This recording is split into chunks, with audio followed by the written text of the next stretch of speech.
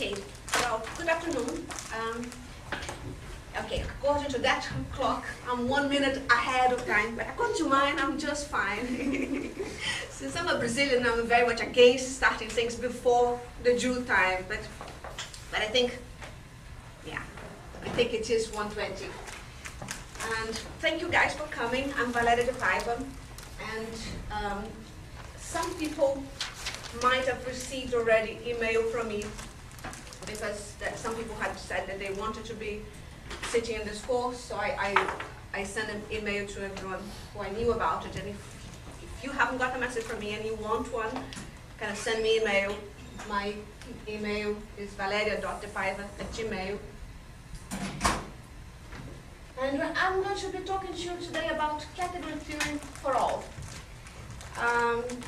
You see, I do not know if you heard much about that, but this was supposed to be a course that I was going to co-teach with Ulrich Buschowski,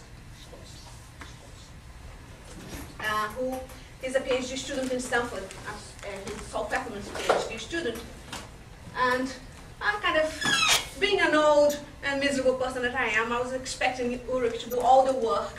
You know, PhD students are supposed to do lots of work and stuff like that. And old people are supposed to just kind of come in, have the fun bits, talk about why things are important and why we like them, and stuff like that. But Ulrich was taken ill, so you have to kind of, we will all have to muddle up, and you will have to cope with my lack of organization. What I intend to talk to you about is why people could, should, might be interested in category theory. Then I want to talk to you about what I take, come in. What I take to be the important notions in category theory. They are the first basic ones. And then we're going to talk about constructions and categories, and we're going to talk about adjunctions, and we're going to prove, hopefully, 2 big theorems.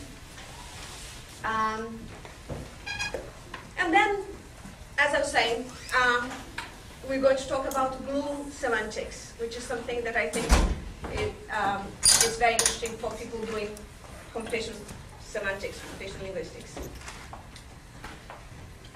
The other thing I wanted to mention about the fact that it's now called category theory for all, I mean, it still is very much a very basic introduction to category theory. But as I was saying, Ulrich wanted to make it more for functional programmers, and I wanted to make it for people interested in computational linguistics, so we kind of vaguely agreed on for all. So, I mean, I asked the people who I knew wanted to sit in this course why they were here. I mean, I asked every one of you, what are your expectations towards this course and stuff like that, because I think that one of the things that's very exciting about category theory is that it is very much used in lots of different areas, amongst the areas that we are interested in something like NASSLLI, you know, logic, language, and information is pretty big. But category theory, despite being a relatively new branch of mathematics, it's been appearing more and more in textbooks and texts in general in computational semantics, the syntax semantics interface, and even on material and pure syntax. It's very prominent in the literature on functional programming, kind of very much on the literature on specifications of programs, and even on some stuff on databases, more recent stuff on databases. And thirdly, it has become very familiar in texts for physicists. And there's some good guys writing, good physicists writing about category theory. But of course, especially having to do with quantum stuff, quantum mechanics, quantum groups, topological quantum theory, quantum field theories, stuff like that. But so, and you know, people tend to have a certain difficulty with more abstract bits of mathematics. And of course, the the introductions and the introduction material that has been written about category theory normally tends to be focused on whatever the person teaching is interested in.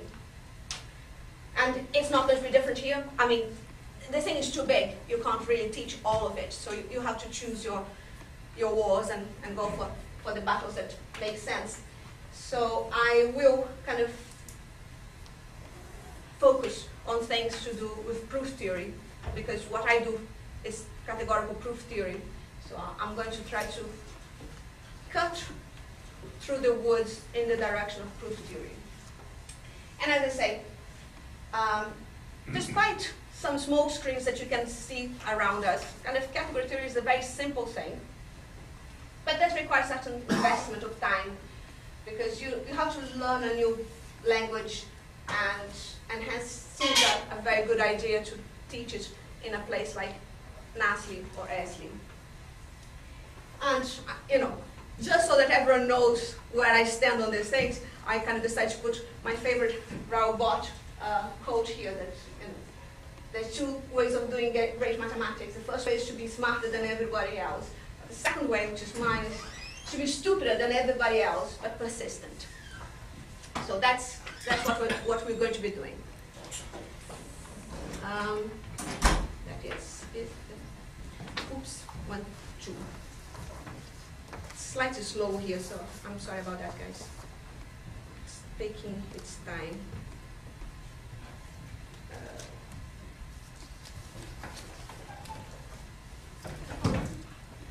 You don't want to be in 5, you want to be in... now it's 1. I don't know why it's that slow. It shouldn't be that slow.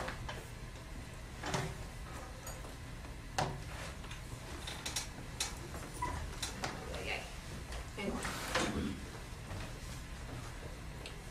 Let's see if we can move it into, because I was going to for preview. Meanwhile, you guys can look at my, while I'm trying to move it into, while I try to move it into Adobe, kind of have a look at the blog. I post some stuff already on the blog, including the homework and stuff like that. And meanwhile, while you look at that, I'm kind of trying to see if I can just use, instead of TechShop, I can use Adobe. Maybe that's why it's going so slow.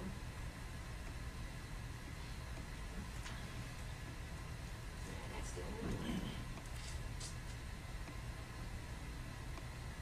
Sorry about that.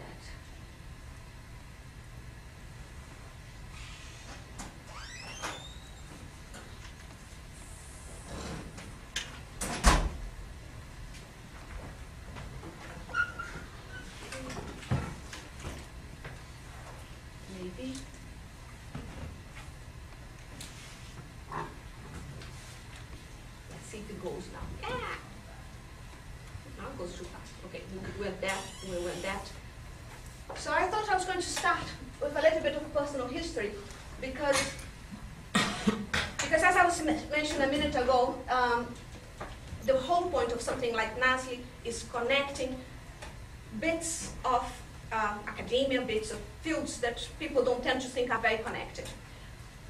So, you know, we do with, I mean, I do with logic and language and computation, and also with mathematics, pure mathematics, and dabble a little bit on philosophy. So we're kind of going to mix up things quite a bit. But I started being a completely straight on mathematician. I started being an algebraist, and I did my PhD with Martin Hyland, whose picture you can see there, on something called the dialectical categories. Now, don't know how much you know about dialectical, but the dialectic interpretation is one of the gems that Coach Gödel provided us with, but that people are still kind of trying to make lots of sense of.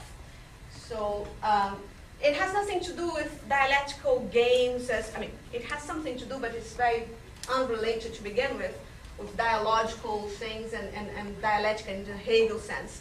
It's just called the dialectical interpretation because it appeared in a journal called the Dialectical.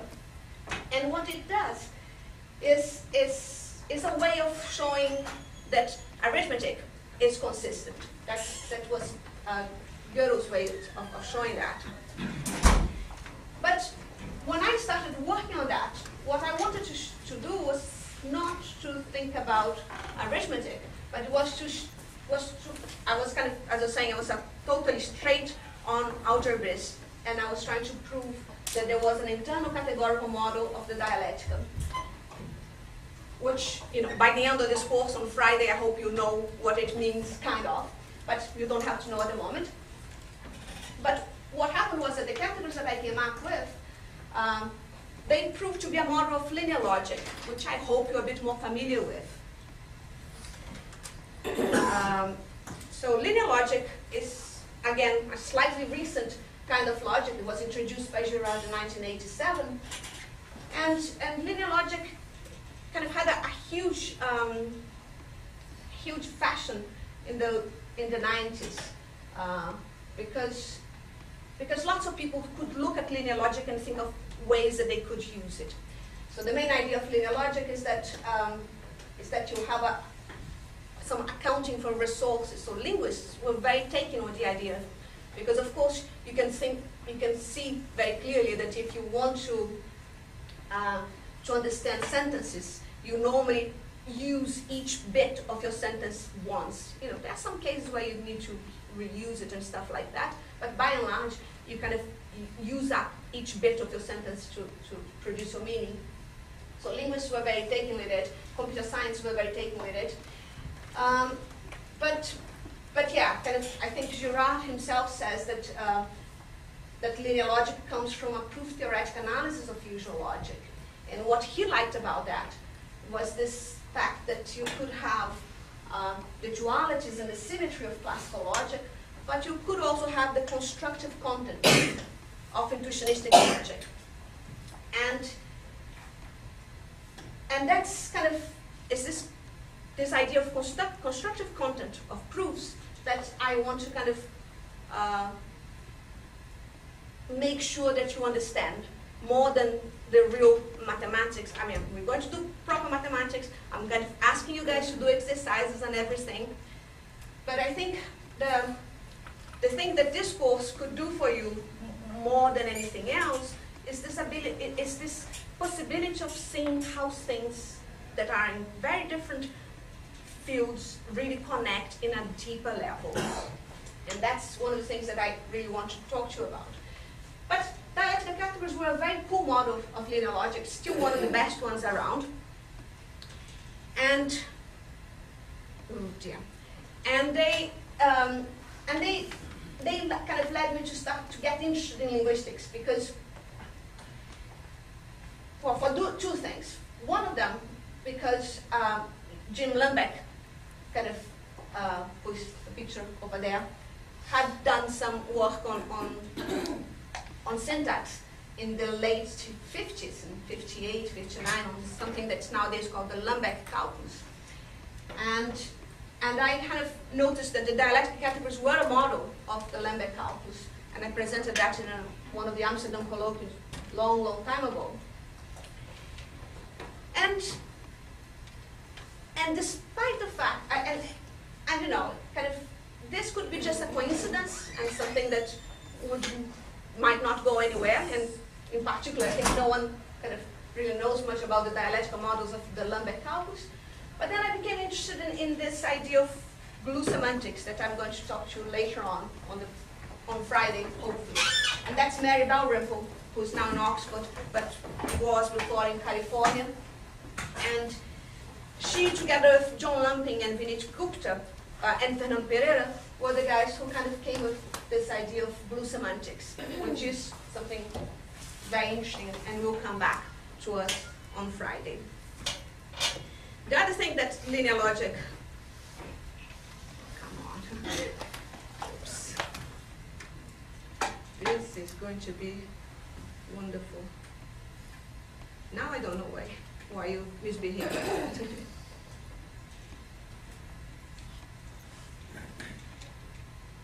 Does anyone have an idea?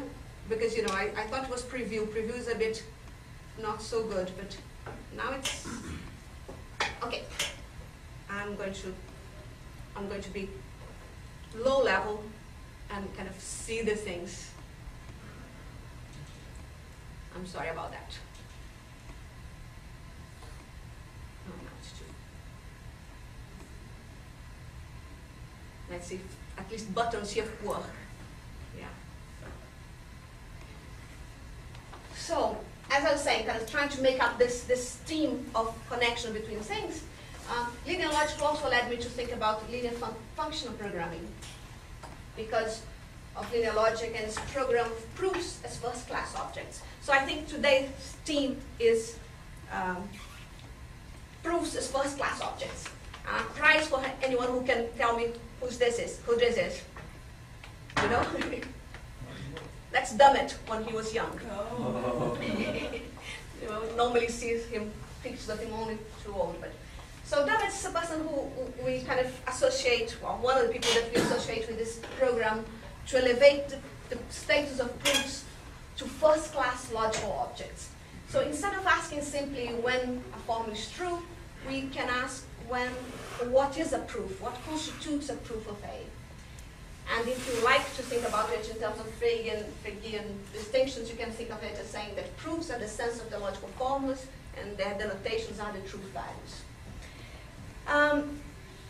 This idea of proof semantics is one of the unifying trends between stuff that happens in NASSLLIs and NASSLLIs and follies and stuff like that. Because, you know, some people want to call it proof semantics, some people like me want to call it categorical proof theory. But you don't have to, right? You can do it in philosophy if you want, and you don't have to look at the category theory if you don't intend to. If you like your lambda calculus kind of straight, you can just do it in functional programming. But my thesis here is that actually it is better for everyone if you actually can move around and see all the facets of the phenomenon. And I mean, someone like Frank Fanning in CMU, for instance, is a typical example of someone who does proof semantics, just doesn't do the categorical kind of proof theory, because he thinks that semantics in terms of lambda terms and in terms of introduction and elimination of lambda terms is good enough, that's kind of meaning enough for him. I have some sympathy with this notion. I think kind of lambda calculus is a very good language in which to describe proofs, but I think, and I don't know how many of you would call yourselves functional programmers of some description, but I think the problem is that syntax can be very, people can have very good intuitions about syntax, but people can also get very misled by their own kind of hands-on intuitions. So that's why I kind of keep pushing the idea that you should have a more abstract mathematics semantics behind you. Now the problem with this. So what's, have I got? So, you know, I think I've forgotten to say one thing here. One thing that I've forgotten to say here is that, you know, if you're just being mathematically annoying, you could say, well, of course, I can see why thinking about the proofs of theorems, of proofs of formulas is better than thinking about the truthness or not of formulas, whether formulas are true or not. Because, you know, if you know when something is a proof, then you know that thing is true. So it's, you know, if you know about the proofs, you a priori knew about truthness or not. But, so, you know, you might like this idea, and so why haven't people tried this much earlier than kind of recently? And this is kind of recently. It's been on the making. It's still not completely crystallized, but it's been on the making since the 30s, I suppose. Well, the problem is that there are lots of challenges with proof semantics. So the problem with being proofs, so, you know, that's a picture of Hilbert, the first guy who kind of thought about that first one I know of who kind of thought about the idea of viewing proofs as logical objects, of mathematical objects of study. And the problem is that we do not have direct access to proofs. You see, you might think that when you write a proof, either in a proof, say in kind of Isabel or something like that, that you actually have a direct access to that proof. But if you think a little bit about it, a bit like that we're kind of listening to semantics of questions this morning, what you have is not access to the proof itself, you have access to a representation of the proof, right?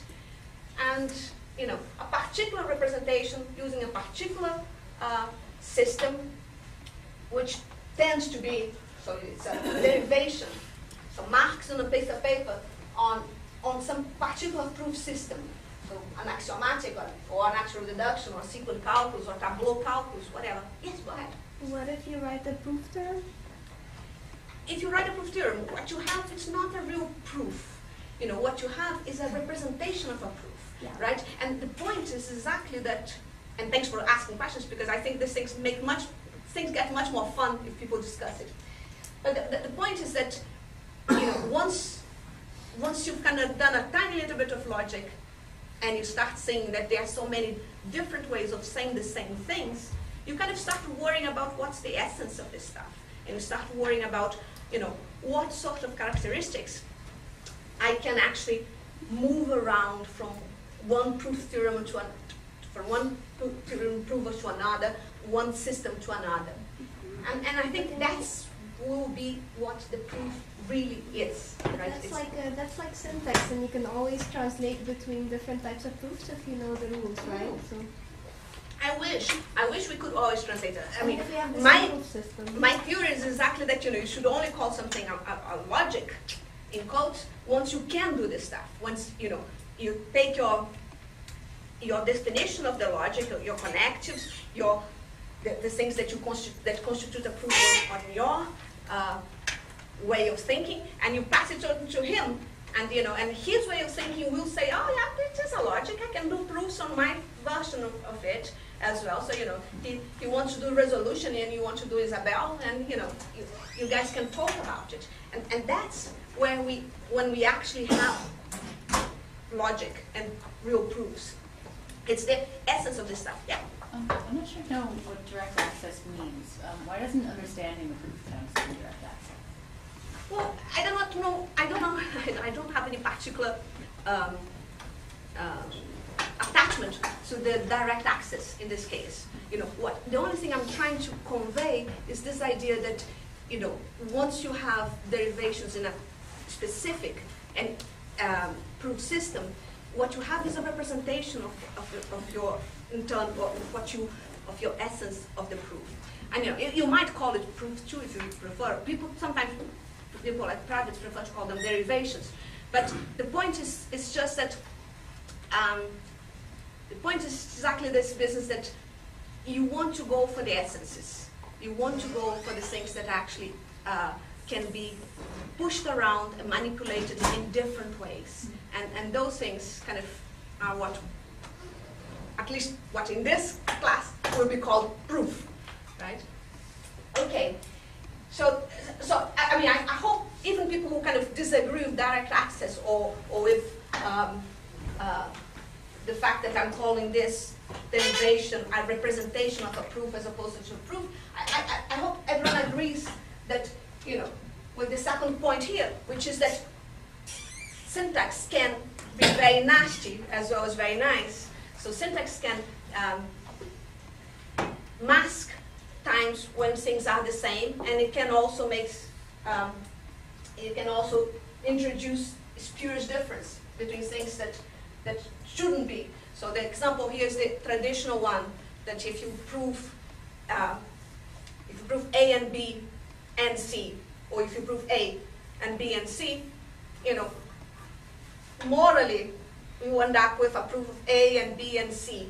And it doesn't matter whether you did first the A and B and then you did the C, or if you did the A and then the B and C. The fact is that, but your system normally will make sure that you choose one direction. You can't do it kind of at the level of, oops, oh, we are in trouble here. Stay there. So semantics of proofs is what categorical logic is about, and the category theory that we will discuss will be totally directed towards proof semantics. And, okay, let's see if we can move.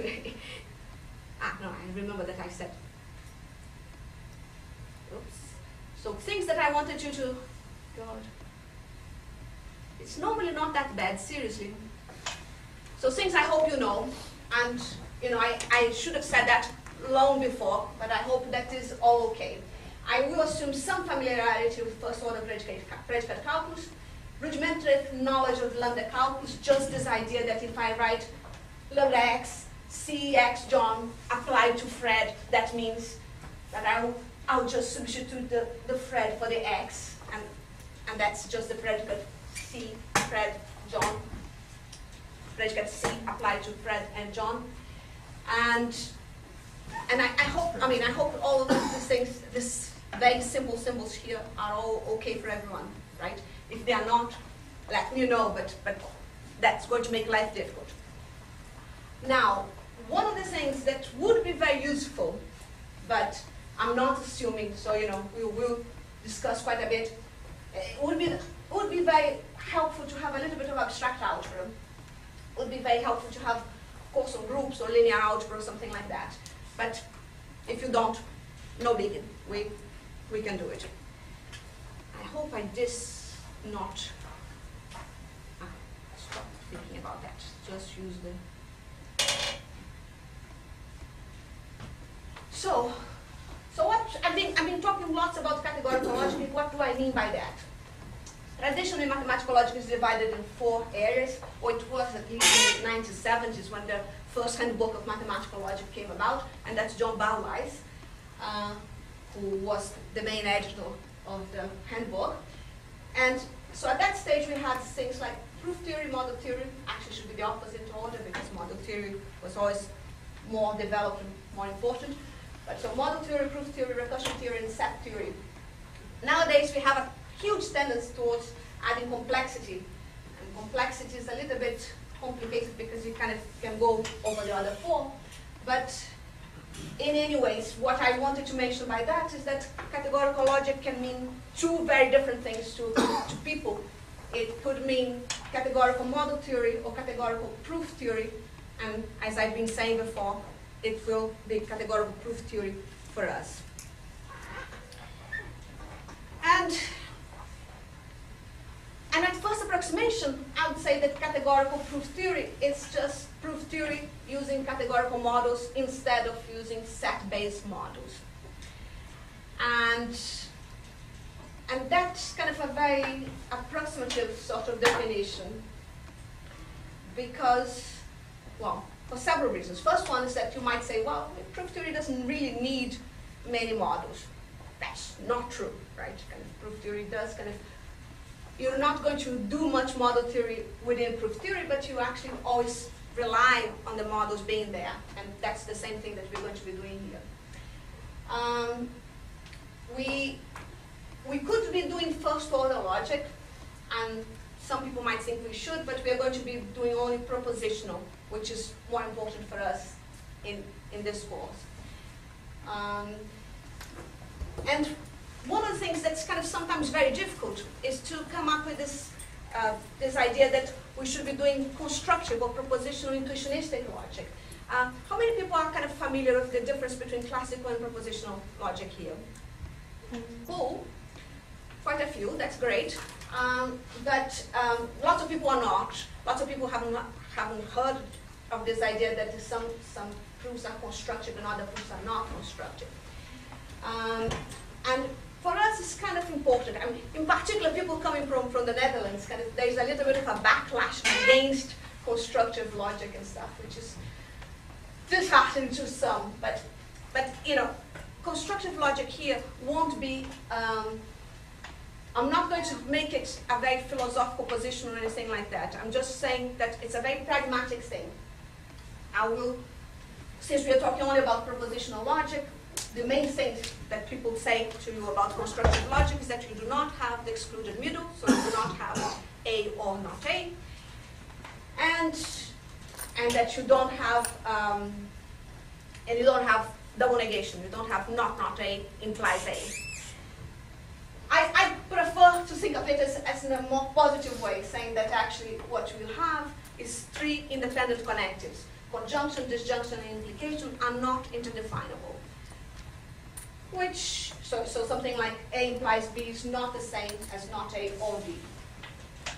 So this can be seen again as two different things, right? In one hand, it can be seen as something that is a problem because it makes your systems bigger, you have to deal with more rules and stuff like that, and you have less things that you can prove easily. But I hope to convince you that it is worth that price. So the pictures are Gensen, Brouwer, and Bulavia. And we're going to see them again in a bit. Oh dear, I do not believe this. Almost to the end.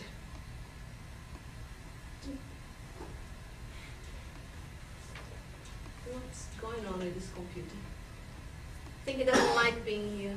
Doesn't like the Texas. Okay. Right. So my main reason for wanting to do constructive logic and constructive proofs is what I'm talking about here. It's just this idea that if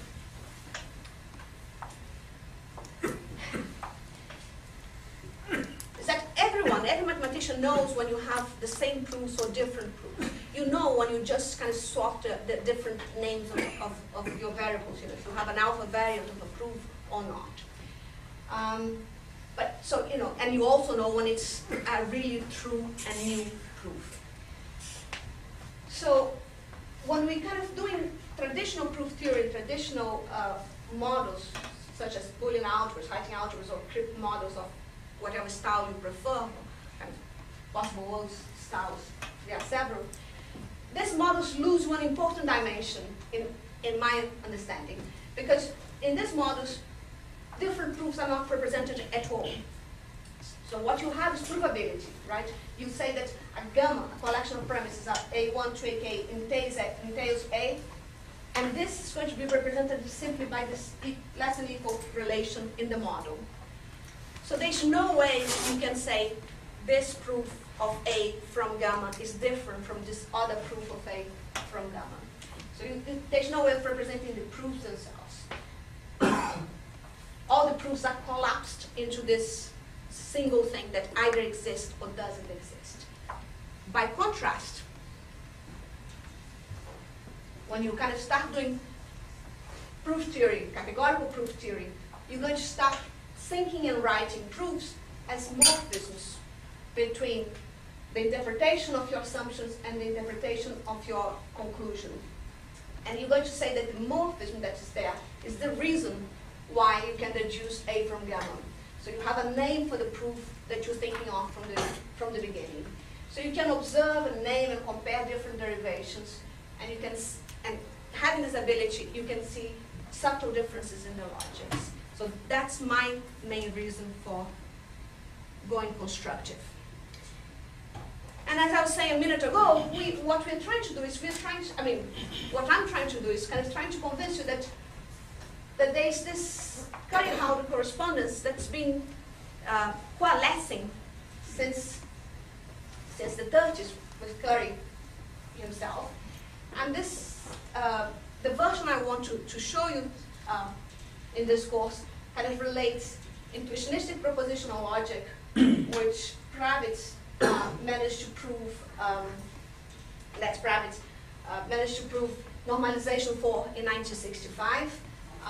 Cartesian closed categories, which are actually what we need to work on, which Bulavia kind of showed how to use Cartesian closed categories to produce semantics of proofs for intuitionistic propositional logic. And the lambda calculus, which I couldn't find a way of putting an extra picture there, and I couldn't think really who I was going to put, because the lambda calculus that I'm talking about here is the type lambda calculus. And you know, the issue that is complicated here is that these arrows are really mathematical statements, and because it requires because it requires that language that we're trying to learn today, and requires kind of knowing a little bit about proofs in this slightly off-the-wall kind of sort of logic, slightly non-traditional logic, and also requires knowing about lambda calculus, which is something that lots of people have difficulties with. This correspondence is not as well known as it should be. So that's the real point of this course. And as I was saying to begin with, that is my reason for saying that functional programming, proof theory, and category theory are so intimately connected that, that we actually should be doing things together. Now, one thing that I would like to show you, but I'm sure I won't have time, and so I'm just going to mention it now, is that this kind of triangle, this is the basic one, the one that's kind of got established around the 60s and is still being discussed in certain quarters, but we can do others, right? You know, the work that I was mentioning for my thesis and stuff is just the same triangle where instead of having inclusionistic propositional logic here, you have inclusionistic linear logic. Instead of having Cartesian closed categories here, you have symmetric monodal closed categories. And instead of having functional programming there, you have linear function programming, something that's still on the cards. And more interesting still, if you feel like thinking about it, there is an awful lot to be done when you kind of substitute the proof theory here for modal logics, constructive modal logics, categories for constructive modal logics, which don't have a particular name. And that's one of the bits where the functional programmers are actually kind of giving the logicians a run for their money, because the functional programmers are doing constructive modal logics kind of several different shapes and fashions. And they sometimes kind of reinvent the wheel both here and here. But that's kind of by and by. So I put lots of introductions to category theory in the blog for you guys to have a look at. Some of the traditional ones without links. As I was saying, linear logic was very fashionable in the early 90s and the 90s in general. So we had 3 books. The one by Girard, Lafont, and Taylor, Proofs and Types, is one of the easiest ones. Mike Barr and Charles Wells, Category Theory of Computer Science, Basic Category Theory of Computer Science. This books kind of can be, most of them can be downloaded now. They're not so hot anymore. And more recently, you have this stuff about Introduction to Categories and Categorical Logic for physicists. That's and just released Harold Simon's book is one of the ones that I mostly recommend, An Introduction to Category Theory. Harold says in his book that the material that he's trying to cover, which is mostly what we're trying to cover, he's taking 220 pages, but he says it could be done in less than 30. So that's, it's just that he's doing it with all the details, all the calculations, and lots of helpful hints. So and it is available online too, so, I mean, with a few mistakes and stuff, but you can read it. Now, the variations, the other kind of side of the introductions are the same for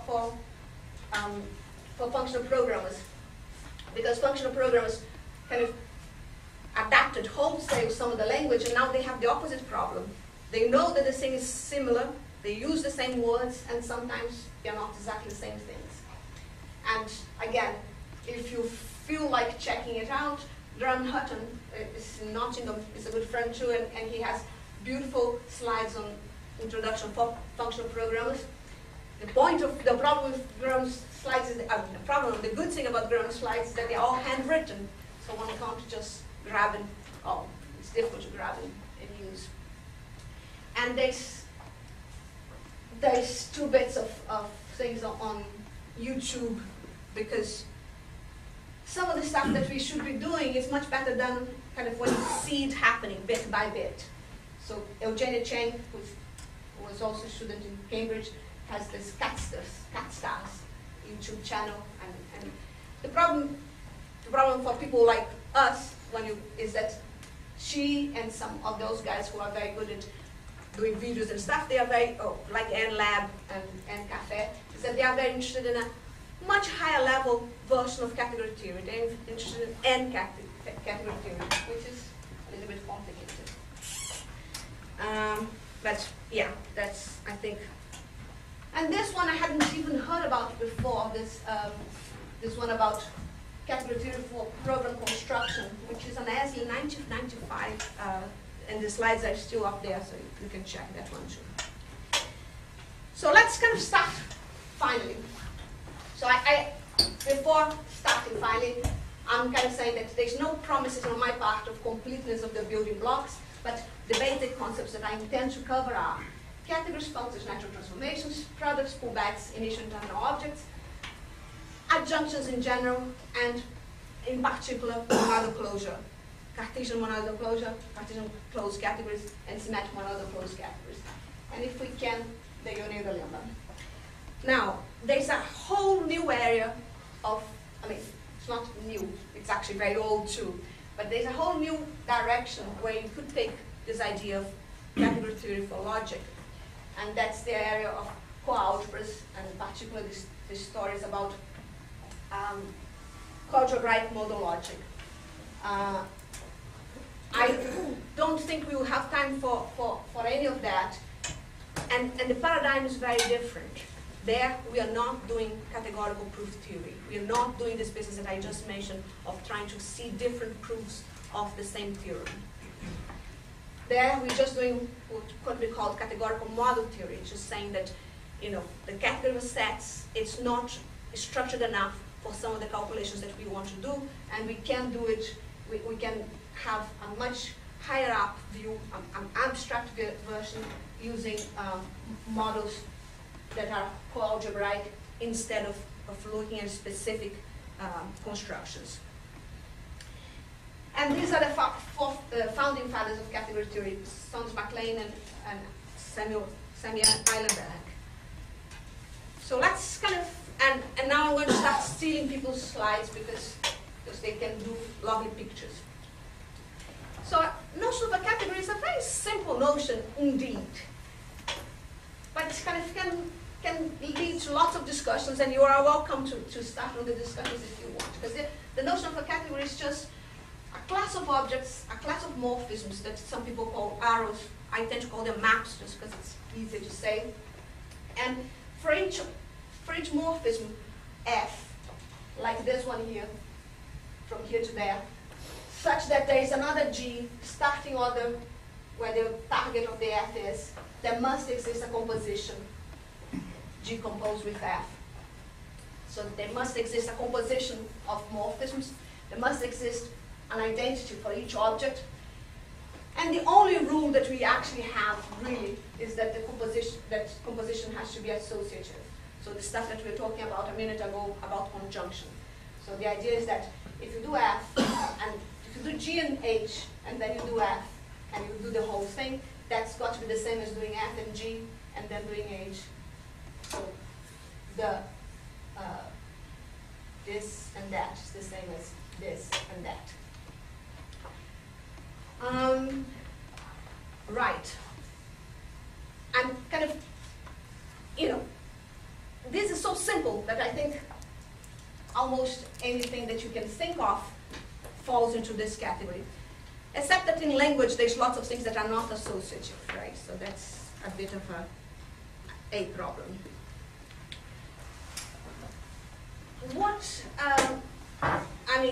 I thought we could just have a quick look at that. What do you say? Are these all categories or not? And if not, why not? Possibly are not.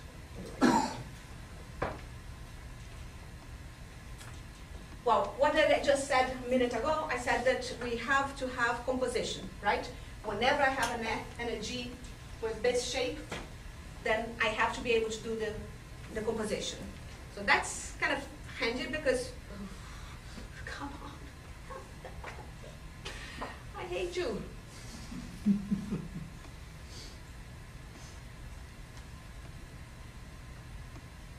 I wanted to get to here to why categories, but the way we're going, we're not getting there. So that kind of deals with the first one, right? We're not composing the two. So, I mean, that one is okay, but this one is not. That's simple. What happens in the second line?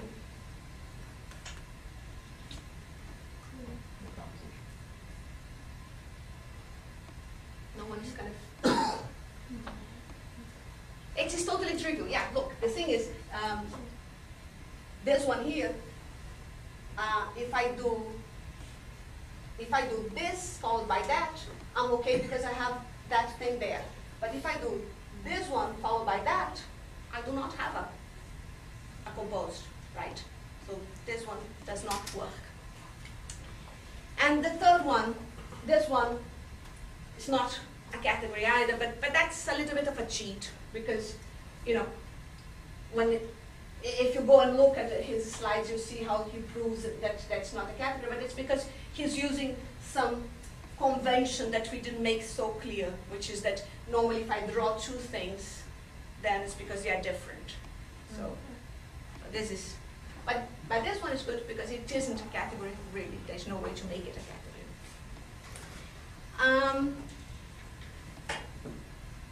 Now, the thing that I'm saying is that categories are so ubiquitous that that sometimes it's difficult to think about things that are not. I just remember syntax is not so associative, so it's not too bad for you guys.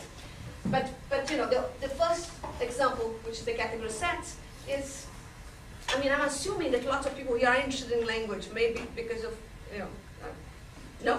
Good, that's fine. I'm just gonna, actually, can we have a show of hands? Who's coming from the more linguistics, who's coming more from the computational, who's coming more from the logic? Logic? Cool. Language? Cool. Computation? Ah, good. Great. Okay. So, in general, it's always good to know where you are, right? Stuff like that. So, the category sets is the obvious example, and it is, but it is too intuitive. So maybe it's not such a good example. The category, so that's what I wrote in the next one, I think. No, maybe now it's me doing it, really. It's not, I want to go forward now. It's not doing it against me. So it's too intuitive. So then, who is kind of well up on the notion of relations and the difference between relations and functions? Everyone's okay with that? Good. Because, you know, a good example to show the difference between morphisms and real functions is the category of relations, of sets and relations. You have to be a little bit careful because some people will write rel for the category where the objects are relations and the morphisms are transformations of relations. This is different from what I'm talking about here, where the category here, the objects are sets. And instead of using real functions between two sets, I'm using relations. And I think that's a good example if people remember what they kind of, which I'm sure that high school teacher kind of beat them on their heads with the distinction between functions and relations, then they understand that having relations as posing as morphisms is very different from most of the examples that we have. So I think, you know, I do not know how much you guys have seen about it, but most of the examples of category theory come from mathematics, and they come from things like groups and homomorphisms, vector spaces and linear transformations, monoids and monoid homomorphisms, you know, modules, rings, actions of a monoid and stuff like that. And in these examples, you always have one set and one structure that you're going to preserve. And, you know, and we kind of try to talk over and over at people's heads saying, well, the important thing is not the objects that you have, but how they relate to other objects. So it's the morphisms that are important. But mostly, the morphisms are functions that preserve something else. It is kind of hard to see when they are not functions. And the relations are not functions, as you know. And there's a few other examples that are more important along those lines. In particular,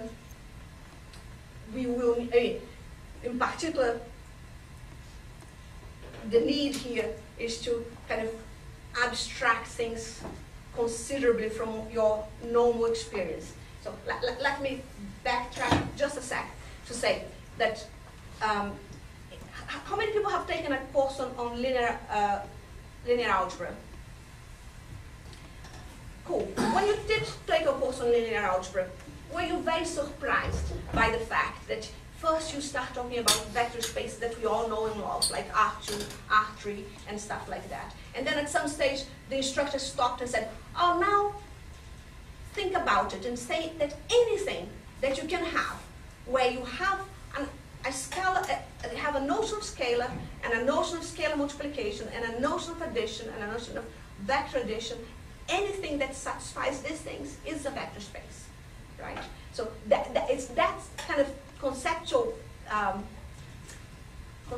jump from the plain examples to the things that, all the things that satisfy that we need to do here for morphisms. We need to say, okay, so long as the things compose, and so long as the composition is associative, and so long as for each object you can have one that the composition does nothing, the composition is the same, then we have a category.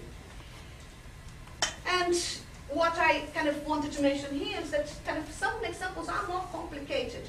And you might say, well, isn't that one of the reasons why they invented category theory to deal with topological spaces?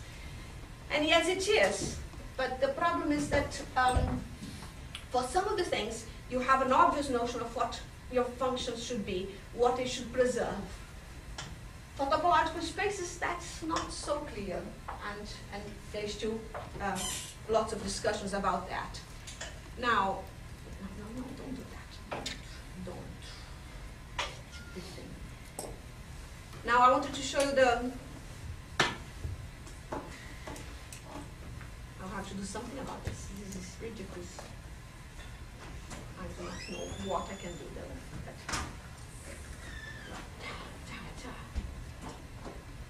Now when I want it to go, it doesn't, right? I want to do two more examples, and I want to talk about monoids. Everyone here has seen the definitions of monoids? Okay, then good, because I want to do it. So just one, it's okay. It's okay if I can get there. So, okay, I had that definition. I have the pictures. Then I need to. I do not understand why you're doing this to me. I really do not. I'm so sorry. I mean, I don't think it's in a network, right? So I mean, this is the version that's sitting on this machine here. So. Oh, I wonder if it's like clicked on one of the slides, and so when you press down the arrow key, it's going down a line of the slides. If you then, like sometimes if you're scrolling down the thing and then you click the arrow keys, it'll move back to the screen it's currently on. So there's also a page up and down on that. I'm trying to page up and page down, and it's not working. It's kind of just, I don't know. But I would be very grateful for someone looking at it after. So the other typical example that one needs in computer science is the notion of partial order. So you just have that the objects are the elements of the partial order, and the morphisms are just the less than equal relation that we already discussed in connection to logic. And composition works because less than equal is transitive, of course. So you could have a very tiny one, like 0, 1, 2, 3, and 4, like so. Then you can have a little bit more complicated one using geometric figures, geometric shapes, and thinking about congruent figures. And that's where we were before, and let's go to monoids. So monoids, a bit like vector spaces, it's the same thing that we were talking a minute ago. It's about saying all the things that have a monoid is simply a set with a multiplication-like operation and one identity, and which we normally call the element E. And nothing could be simpler than that. It's much simpler than a vector space, right? You only have one operation, the multiplication, and it is associative. And then you can use it for lots of other things, right? You could use it for natural numbers under addition, natural numbers and 0, natural numbers under multiplication, and the unit will be 1, reals under multiplication. And then you can start having things that are a little bit more exciting, like matrices under multiplication of matrices. But they have to be square matrices, so that we can always, we can compose matrices that are not square, but then you have to decide how to make sure that you're closed under, so it's easier to get it under the square ones. And this last example is strings over any alphabet. I'm just using 0, 1 because I'm lazy. And of course, the operation here is concatenation, right? I make a string, I have the empty string that using the traditional notation I call lambda, but functional programmers sometimes just write a square brackets and stuff, and you just concatenate the strings.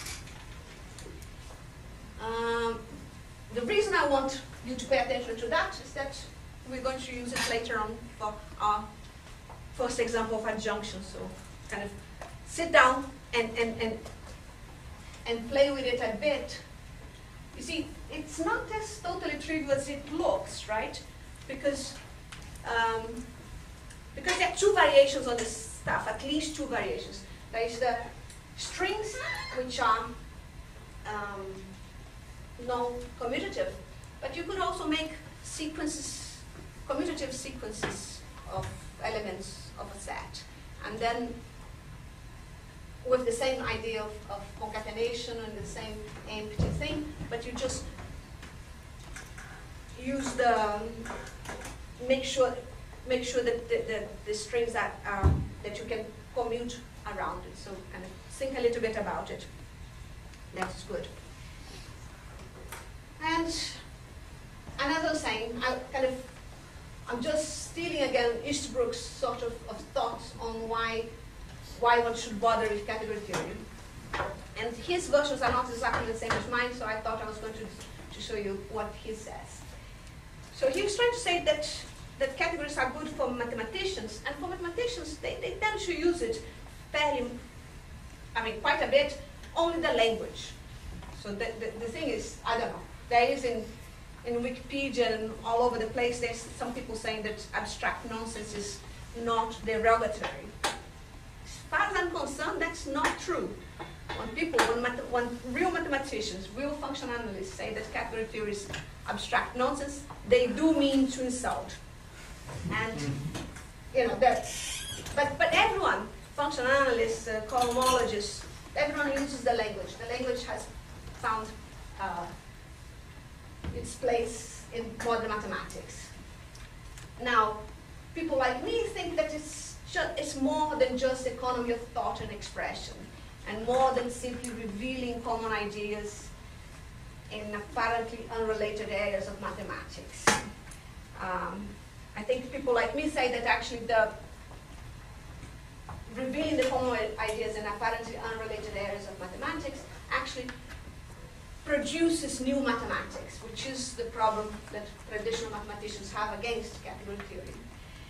It is true that a single result in category theory generates many results in different areas, and it's true that we have this notion of duality that can be used in different areas to sometimes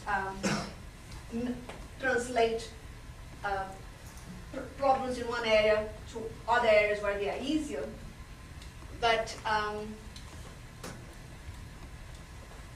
but yeah, kind of duality by itself doesn't do much for you, right?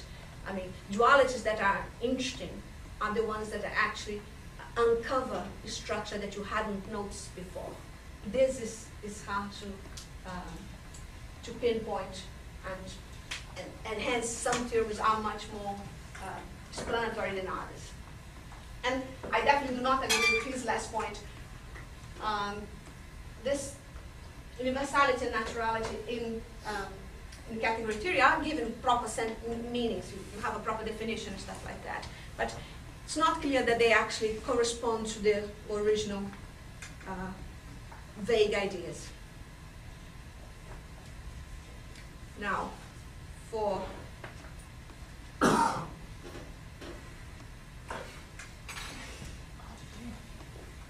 down again.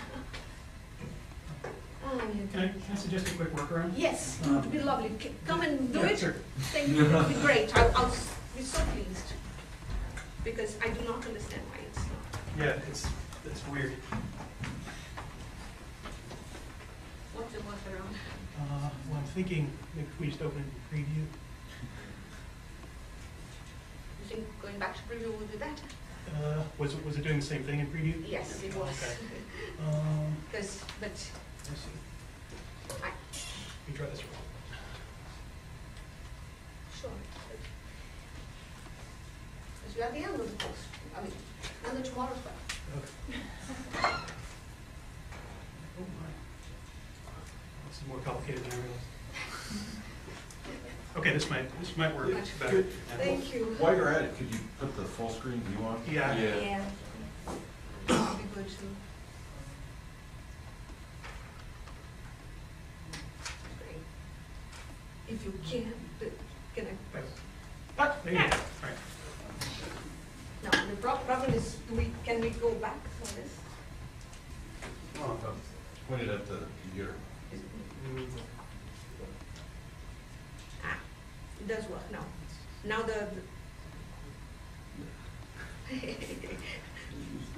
you're going to look, you're going to see everything. That's okay. Boxes. No, it's not okay. Look at that. Use the pointer like slide point. No, we really don't see the. If you just use the pointer, you go left and right. It might work. Yes. Do it again. Point at the. It's, yeah, it is. Okay. That's where we were, right? Okay. Okay, so this is category theory. Why category theory would be useful for computer science if the computer science we could make the computer work. So category theory is ideal for reasoning about structure and mappings that preserve structure. And in computer science, we don't know very much what the structures are quite yet. Whereas in mathematics, we have a better notion. Category theory is good about abstracting away from details, and it does give you some abilities to automate stuff. So you can do, in software engineering, you can use to represent composition and refinement the notion of morphisms, and there is categories of temporal logic specifications, and kind of automata theory you can use category theory, and that's one of Eilenberg's books. A new way of comparing automata, of using morphisms of automata that Eilenberg came up with. Now, the thing that I wanted to discuss, it's also good because it has a pointer. Yeah.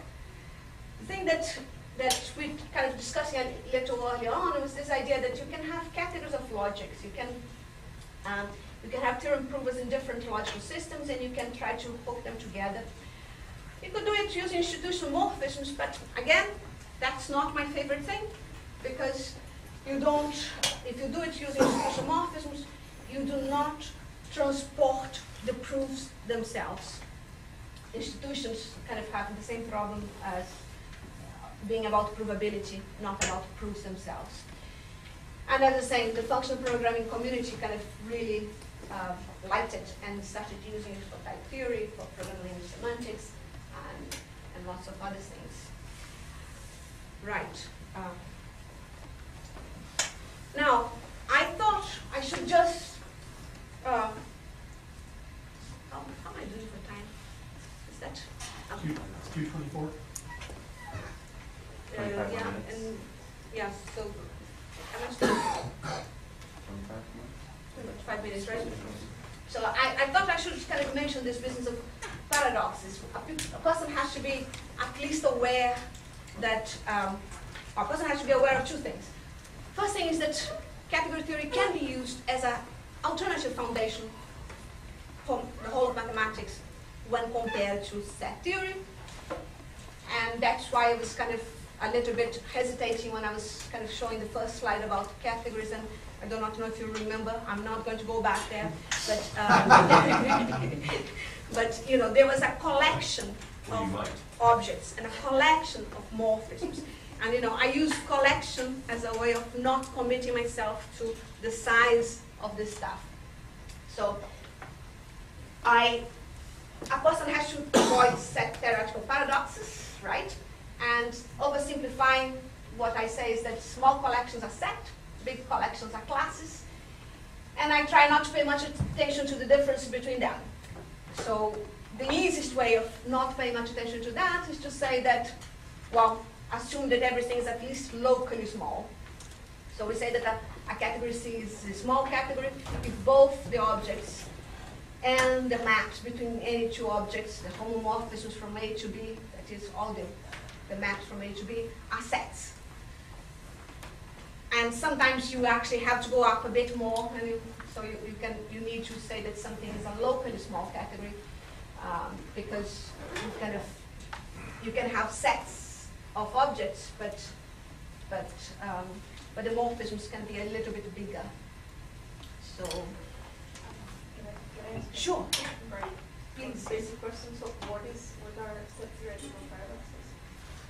Oh, Russell's paradox, this idea that, okay, that's kind of good thinking.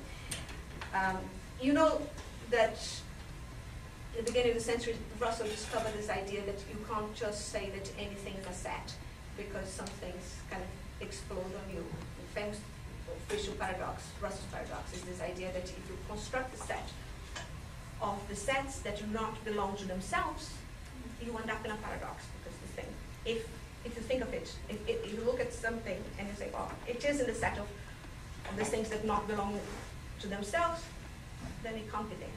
And, you know, so that's the solution that mathematicians found for that, which kind of apparently sent Cantor into the asylum, because he got a bit mad about the whole thing, but the solution the mathematicians kind of found for that was to say, okay, we stratify things. You know, we think about, you know, we can't have what is called generalized comprehension, unrestricted comprehension. Not everything that you can say defines a set. So we define, nowadays people tend to define sets from the bottom up. So you say there is an empty set, that's okay, small, so, and then you can build things from the empty set up. And the problem is that lots of people, well, I don't know how many, lots, but some people would like to say that category theory is a better foundation for mathematics than set theory, because while it's true that any bits of mathematics you can actually translate into sets and membership, right? You know, you unpack your definitions for as much as you need to, so that you end up in something that only talks about sets and membership. The fact is that the constructions that we have to do for that lose very much our intuitions about the things that we're dealing with. So,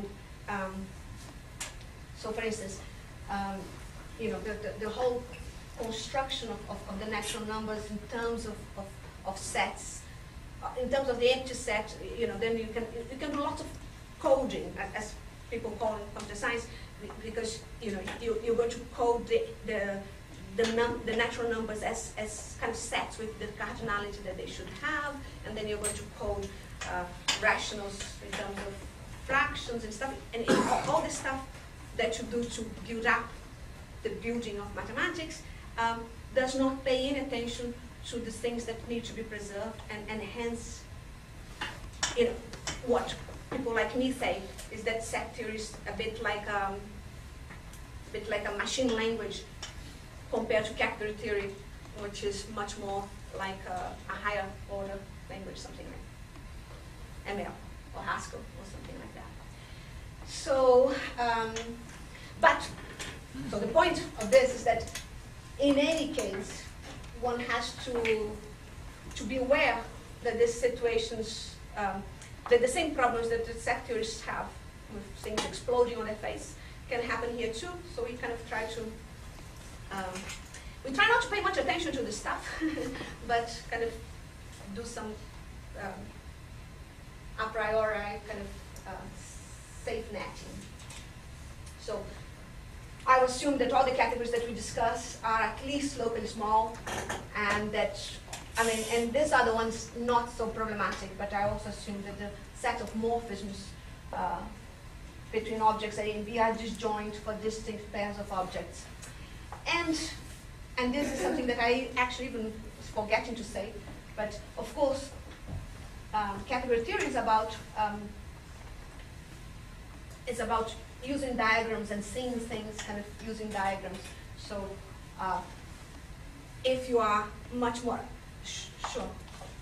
Oh, so how could a category be such that two sets of morphisms for two distinct pairs of objects could fail to be disjoint? Doesn't a morphism have to have a unique first object, a unique second object? You see, I'm kind of trying to straddle a line of not, depends on how you define these things, right? And there are some people who will define it in such a way that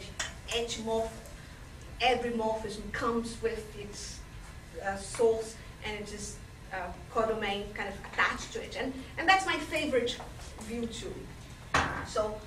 So then a morphism is a triple and stuff like that. But there are some bad things about doing that, because it makes it harder to talk about things like partial maps and stuff. So I think I just copied that bit because I was thinking on this other way of setting things up. Yeah, it's just, lots of things in mathematics is about getting your basic definitions in such a way that they are the least troublesome later on. I didn't think that was a bad one. But yeah, I was just copying from Harry's work, so maybe I don't need it. In your head, please feel free to say, my morphisms have a domain and a codomain, and it's unique, so then we don't have an issue.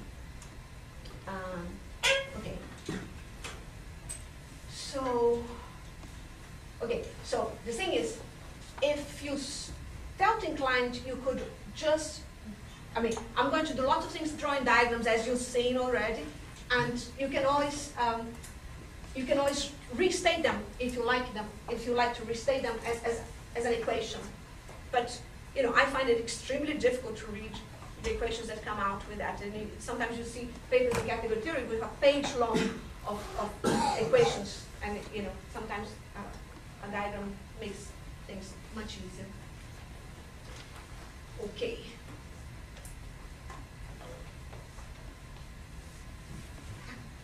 So there's a little bit of thinking categorically that I think we should kind of get out of the way.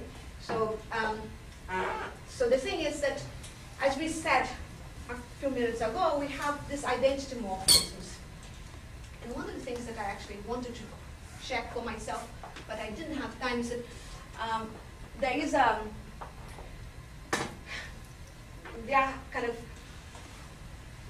wanted to find an example of, because nowadays it's so much easier finding things in the web. You can always kind of ask Stack Exchange, overflows, exchange, and stuff like that. I wanted to find an example of something that failed to be a category theory just because it didn't have identities, and one that failed to be a category theory just because you failed the associativity. From what I remember, which may be completely wrong, I couldn't find before something that only failed by the associativity thing. But the thing that failed just because of the identity, I think Edwin Robinson had an example a while back. So, if anyone is feeling disposed, they can check that one. But the reason for this slide is not that. It's this idea that that inverses, which people normally learn in high school in terms of addition and subtraction, and multiplication and division and stuff like that. It's possible to think of them just as so. Say that a G from B to A is an inverse of F from A to B if composing in one direction gives you the identity in B. So doing G and then F gives you the identity in B, and composing in the other direction, first doing F and then G gives you the identity in A. And it's kind of a trivial example of a proof, an algebraic proof, to show that if it exists, the inverse of F is unique. You just do the obvious thing. You say to yourself, assume there are two, F1 and F2, and then use the definition to prove that it is this, that F1 equals F2. So this notion of inverse is what we're going to be using for category theory in general. So the whole perspective here is that we want to think that what are the best ways of transforming our structures into other structures, so that we don't have to look inside the structures. We can just look at how they related to each other, and that comes along with this idea that we don't want to talk about equality. We want to talk about things being up to isomorphism. So the natural notion of being the same in category theory is not even being isomorphic, but being isomorphic is the first step into that direction. And I did mention earlier on that some people kind of going in the directions of n categories and stuff like that. That is actually weakening the notion of equality more and more.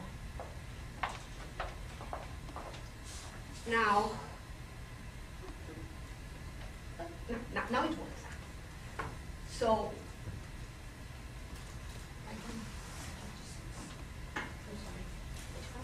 yeah, that's where we work. Okay, so I wanted to just put initial and terminal objects up, and I don't know what happened to initial and terminal empty categories and singleton categories. I thought it was before, but never mind. Because here we have a big fork in the road. Some people will kind of, we define category theory, we define a category, we showed and discussed a few examples. Now we have two possibilities. Either we're going to think about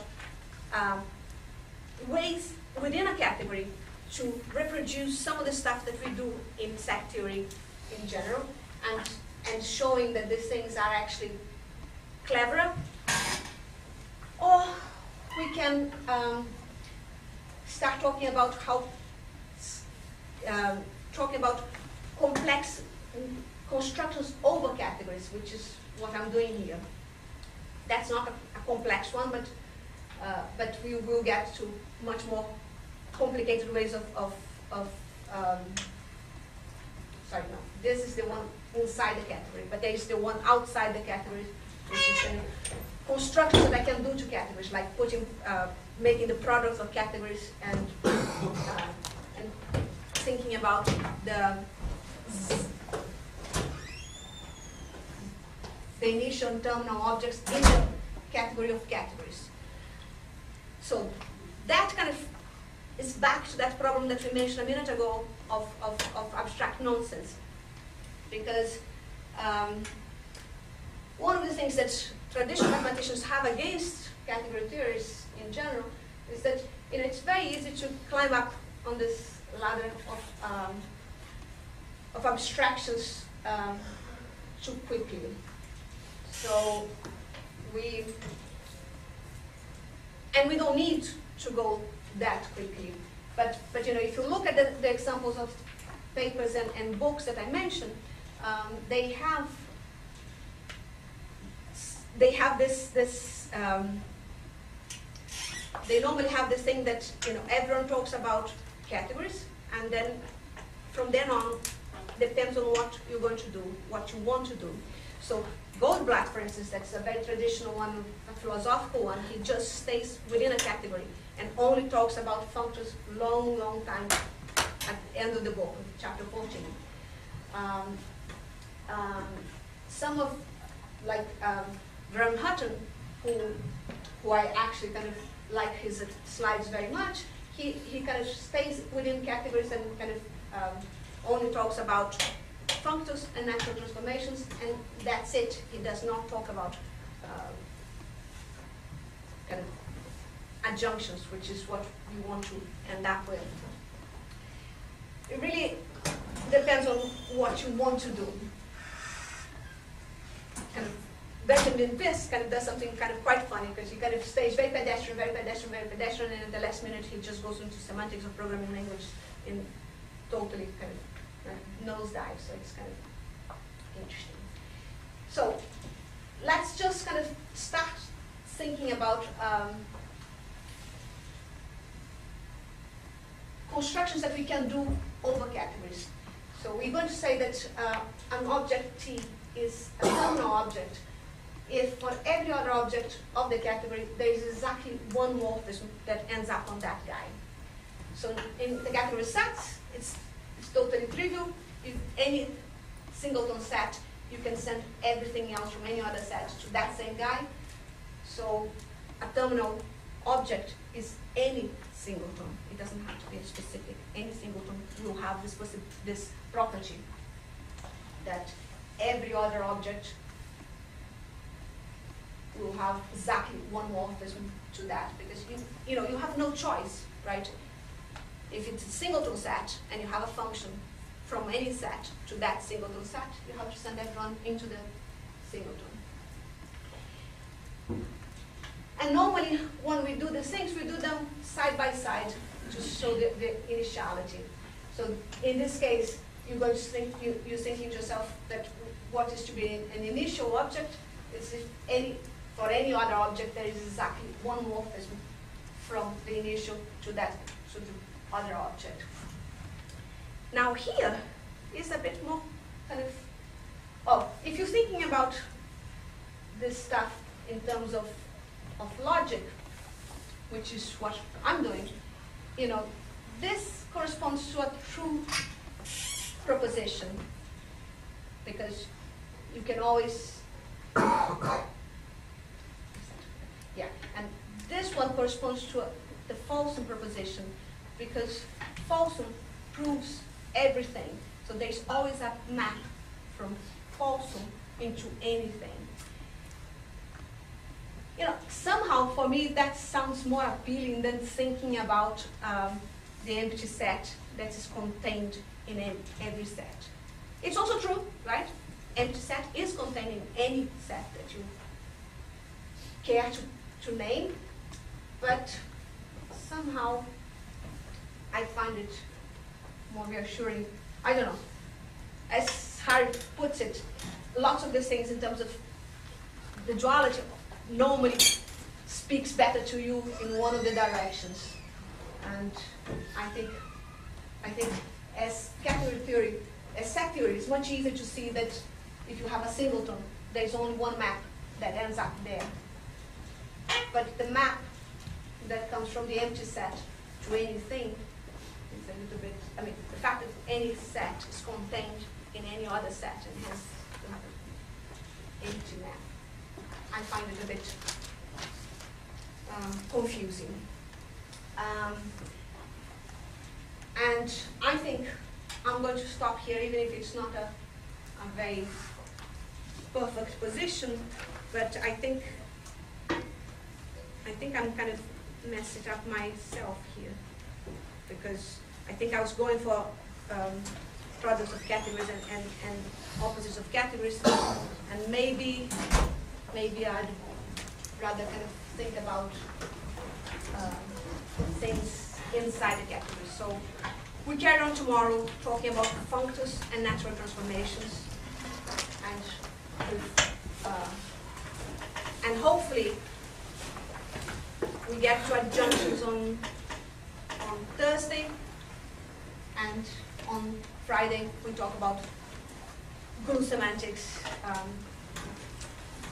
which I think, now that I know there aren't that many people interested in linguistics, maybe we change it a little bit, but to begin with was what I intended to do. And I'll try to put the slides up, and I'm sure since you all kind of hopefully have heard this business that this being put together in a very hasty manner, they're sure there's lots of mistakes and stuff. So feel free to send them to me, and feel free to tell everyone else that we have what the problems are. Okay?